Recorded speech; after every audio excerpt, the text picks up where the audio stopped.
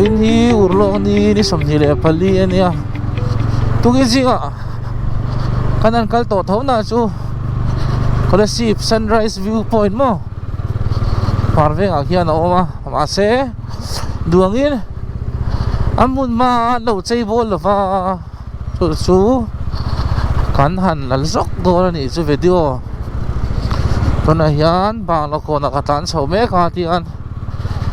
thiam pa khong yaron ho ma se la tlo shilo mayang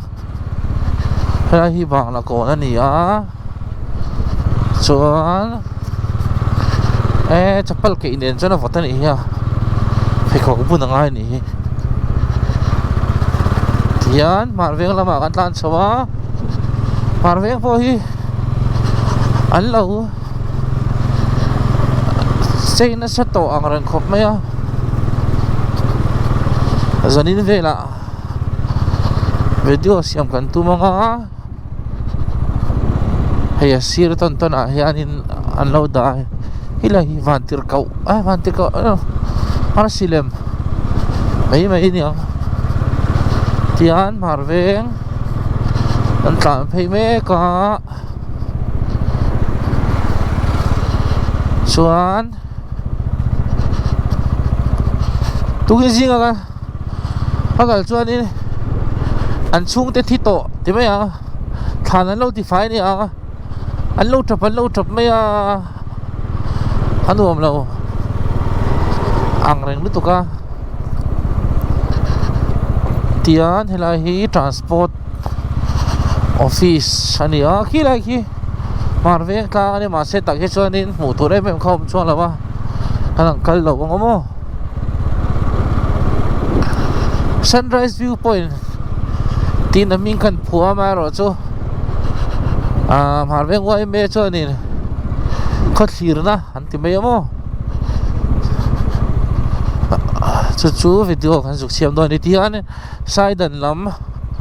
kan pan tha kan ma tlang lon lang khu reng te tlang sang video masalama khanga da to khamo ti han la hi than mual pan na ni helai phai hi electric veng dai than mual hi kan tlan lu thadon ani chu than mual kan tlan tha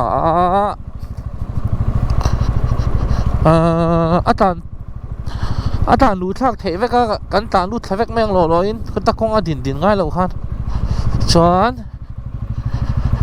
hian tan tha zelanga helai hi Hmarveng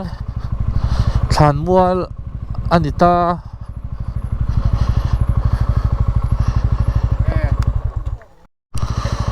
tian thlan mual ani dai helai hian veilama hian pen thak na omo khu lai khu ange kha mok tlang ti telang rui maya tian kan tlan tha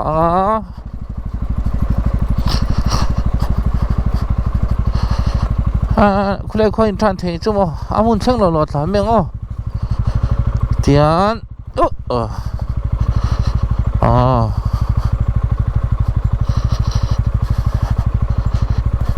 hei wai me hianin an lo sam fai lawa hun ma hi mo helai hi ni ta Khawthlirna chu ta hiang an lon don ani chu tiang kan lon chho do na hei tiang lai ma hmun ti vel te helai bul veli han Veng thei selang chuanin nge an du lo helai tak hianin ni chhuak kha li a helai phei hianin helai velin Veng selang chuan ni chhuak kha lang chiang em do ni chu mo ti hian Khawthlirna chu kan thleng ta hei anuam khop maya so lai lo lang so dai taning ka sia saidan veng ania helai ting lai hi bong pu veng ante ma se ping dang ani to me themo kan no pan deu lek lai chuanin bong pu veng kan ti mai tuna hianin veng min dang thapo anin sa to mai theia helai tlang dung phei ron lang hi tlang sang reng te tlang sang ti khani ta ka video masa khanin achi pakhan lo na kha om to thawa so lai mora chuan tlan phei de de khan tarkar chan ve ve tlan ani a chuan khulai biakin lo lang helai phei ve ho jong jong hi new builu man tia so tui khwa po lang ta helai bi nim buk pani hian ni chuak tur kha alia chia helai rau fi fe ngenang rau ri prepian mo so mi rau ri preple helai a hring in kar zon vela son ni kharon lang ta moi khup maya ma se helai thing ho hianin ngenyang alia ni chumo ni chuak kha chuan helam pang hi thlan mual le Hmarveng khan ni ta nuam khop mai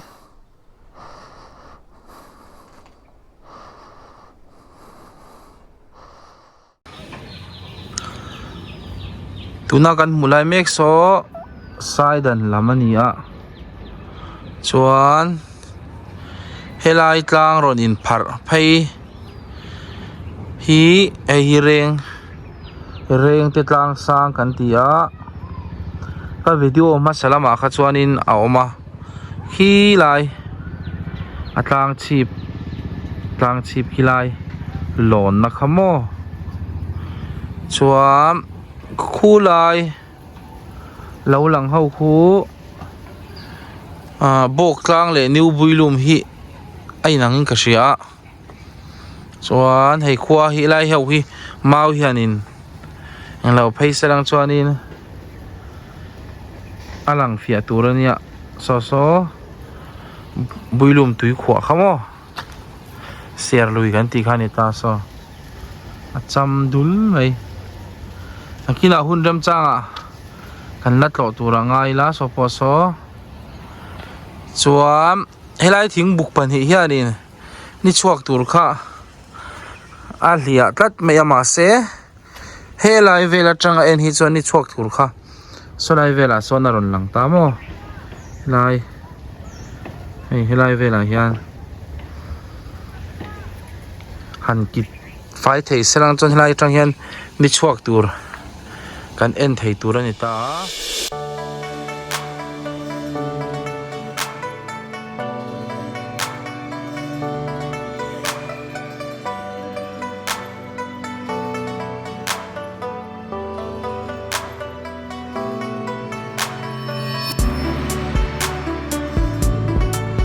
vel masawn na le changkan na lok thang chho zel chuan mihring te hi tun hmalama kan ngei poimo lo le tangkai tura kan ngei lo thil tun nuwa thalai te zinga ngai poimo le tangkai chul ti na alo piang na sa ema chung zinga chuan ni thlirna hmun te ni chhuak thlirna hmun te hi zin mi te tlawh chak le mu chak thil alo ni tat maya district dang atanga ron jinten Kolasib chunga mun tlawh tur le fan tur an nei lo thin em avangin tun video po hi Kolasib chunga ron jinten mun tlawh tur an nei theih na tur tana ron siam kan ni a tuna kan mu lai mek mun po hi cheibor tun aya tha a han siam te ni selang chuan waljin mi te ip thei tur tak mun ani a helai hmun atang hian ni chhuak eng mawi tak mai a hmuh theia chumi ani wang chuan Kolasib ni chhuak thlirna Kolasib sunrise viewpoint tiin a minglem ka pawh sakta ani district dang atanga ron jinten Kolasib chunga mun tlawh tur an nei le zwal thina tur tan Veng tinten mani Veng chunga mun tlawh tur ang te